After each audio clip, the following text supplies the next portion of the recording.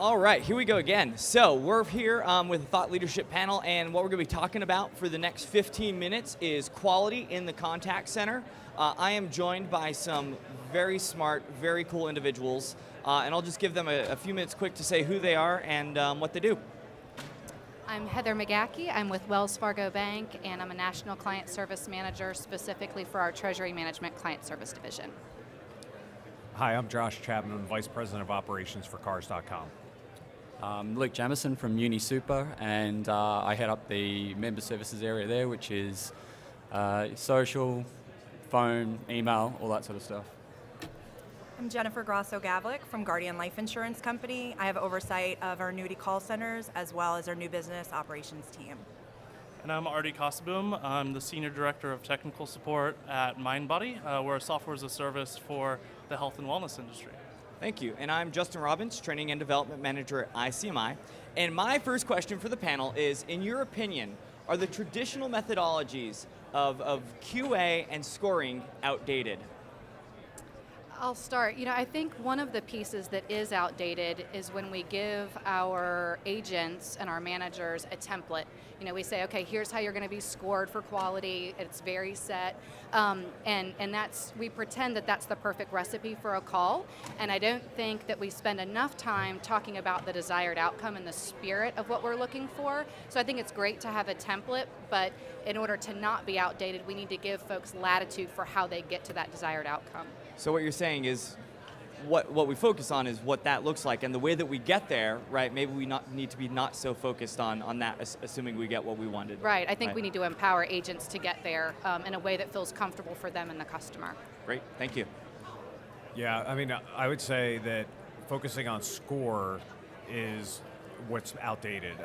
Honestly, I think it's all about exactly what Heather said. It's about changing behaviors, helping folks get better as they're taking care of customers. And frankly, if there was an easy way to do it, getting away from a score and just focusing on that coaching and the behavior is the way I would like to go. Hands up in the crowd. Last time you called the call center, you counted how many times your agent said, No one, right? So why are we measuring that stuff? Why are those things? Why are those check boxes on quality? They're the things we need to get rid of that stuff. Quality is not about check boxes, it's about member experience. And we need to change. We need to change the perception of it. Quality shouldn't be called quality, it should be called member experience. And let's focus on what we're trying to actually achieve by ticking boxes. You only said once. By the way. No, I agree, and so far, it's the point about getting away from the check boxes and the focusing on the score, right? It's what is that? What is that 70%? It's if it's meaningless if we're not focusing on what the outcomes, how we're going to improve. All right, other thoughts from the panel? We currently also use a scoring sheet, but we are using a scoring based off of that experience. So there's not a hard and fast number. We're not counting the ums. We're basing it off of the proactive questioning that they're doing if they're leading the customer. So we still have been able to maintain that score, but we've moved it away from an actual physical number, and it's been pretty successful. Great. Yeah, and I'd like to add to that. It's all really good information, and we actually don't score at all. We use what's called a meet, miss, or exceed expectation. So we really focus on the client's expectation. And another thing with scoring is you may exceed expectations right now, but that expectation might change the next time that caller calls back in. So you might meet it the next time by delivering the same quality of service. So really scoring with a number doesn't really work because you can't peg it between a 1 and a 10 or a 1 and a 5. Great points. And talking about changing expectations, if I were to add one thing about something that's outdated is using the same form and never going back and reviewing it. When the strategy of the contact center changes or customer expectations change, right? Or forbid we bring a new channel, and when's the last time we revisited that form, or the guidelines, whatever we're doing, right? So my next question then, talking about some of the tools that we have, how would you say that speech analytics or contact recording technology, how would you say that those things have changed agent behaviors? I can start. I think our experience has been both a positive and negative, I think, for the agent. I think from the accountability standpoint, it's very easy to hold the representatives accountable. But from the training perspective, I think that's where we see the most benefit, because we are able to tell them in that moment, right there, that's where you lost the call, or right there, that's where you nailed it. So I think we're able to leverage that technology with the recording systems in a way that, before it was like, well, do you remember? And it was always kind of wishy-washy. And now we have that hard and fast behavior that we can point out to them, as well as use those opportunities for modeling when we do have what we consider to be a best-in-class call. Yeah, I would say, and I'm really going to date myself, but when I started working in contact centers, I literally remember having cassette recorders and hooking into the switch to record it. So with speech, we use speech, we record all of our calls now, and the ability, one, to find the calls you really need to listen to through speech is huge, to help people get better, make sure you're improving the experience. But two, the ability to just have an email sent to the agent and say, this call was just scored, take a listen to it. The accountability, I totally agree. When they're hearing it, and they can really understand now where the opportunities lie. So I would say that it's made a huge improvement in the monitoring process of the technology that's come out in the last 20 years.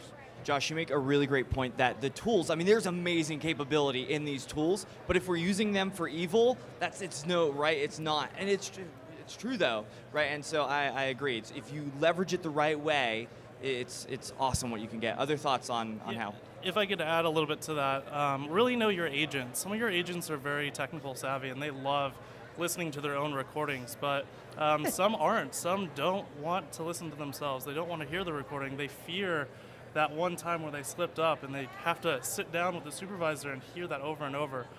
So really know your agents and approach them in a way that works for them. I think we need to be encouraging, because you're right, it can be a witch hunt tool, and that's not what it's designed for. You need to change that culture, and it needs to be a fail-forward mentality with your agents. They're the ones that need to be coming to you and saying, hey, I said this in a call, can you find it based on that word? That really changes the dynamic, and all of a sudden you're not fearing that. We call it the cringe fringe, when you're sitting in the room and the fringe goes down, you're trying not to look at somebody. We need to avoid that situation, and that's, I think that, voice analytics gives us a really good tool to be able to do that. That's exactly what I was thinking as well, because I think it allows our agents to do a bit of self-discovery, rather than me telling you how you did on that call. Here's your customer service survey, your satisfaction survey. It's linked to the call. Listen to it, see what you got back, draw your own conclusions. You tell me what you heard rather than me telling you, and I think it causes a different level of reflection. So I think we agree that technology can be a great enabler, right? Can be a really great tool, but reality is, and I've talked to a number of people here this week already, that not all contact centers have the fancy software. Not all contact centers have call recording capability. So in those situations, how should a contact center monitor quality? Talk to your customers. I think that's a great way to get frank feedback. You'll be amazed at what customers will tell you directly when you put it out there that that's why you're calling. Don't sugarcoat it with a sales call. I just want to see how you're doing. I think when you're very upfront with your customers about tell me about the experience you've had, they will give you very frank feedback. I also think it's really valuable to do side-by-sides with your agents. Not only will you see the experience they're delivering, but it's amazing how much you'll find is getting in their way in terms of just process and tools, and so I think that's a win-win both ways. We have all of the technology in place, but we still go old school, and we still side-by-side. I think it's really important because I think everyone wants to do a good job. I don't think there's, your agents are out there going, I'm just going to do a bad job on purpose. They want to do a good job and they want you to sit next to them, but you need to create the culture that accepts you to come and sit next to them. Sit next to them, listen, don't do this when they stuff it up. Let them fail. Talk to them afterwards about it. We're going to stuff up, and that's okay, and we should be okay to let people make a mistake, because once you make a mistake and then you do a call recovery back to a customer, they love you even more, because then they find you're accountable. So why are we fearing this failure and stuffing up? I think we need to just push forward past that stuff. That's awesome, Luke. Yeah, cool. We also have the same thing. We have the same technologies. We do a lot of side-by-side monitoring. We do a lot of huddles where we even will pair the representatives up together to let them do a little bit of self-analysis with one another. With guidelines, of course, always looking for those bright spots. From the peer review standpoint, it does a lot for the morale when they're hearing, it's not just me that's getting the difficult customer, it's everybody that's out there. So it's a nice shared experience. It helps with, talking points. This is how I might have said that, and it's a different experience than what I get when I'm just sitting there listening. We've even had a couple situations where we've used transcriptions of calls and then we've role-played those, obviously with a fair amount of acting involved, but it's helped to highlight in some of those team meetings the really great points when you have that really wildly happy customer and sometimes, the unhappy customer that we've been able to turn around. Great. So how would you say you've seen QA changed with the emergence of social, text, and other channels that have come out? I think I'll start down here. One of the markets that or the channels that we're really focusing on is video to video. So one of the things that we need to start thinking about as far as quality goes is, are they wearing something that's representable? Are they, looking just as well as they're speaking to their client base? So as these new channels emerge, or as these different areas emerge, we need to make sure that we adopt a different quality monitoring form or process. Great point. I think the one thing that has changed the most that I can see is that when you're dealing with social, it's not professional business writing when you're responding. When we first all started doing email, there were templates and it was very formal.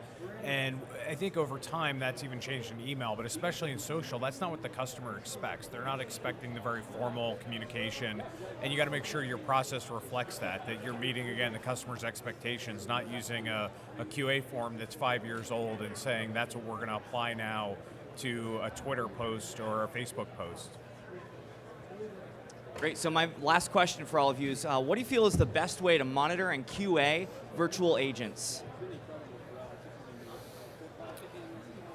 I guess I'll get started here. We have a couple remote agents, and it's really important to get them into a different environment. So change their environment up when you're coaching them.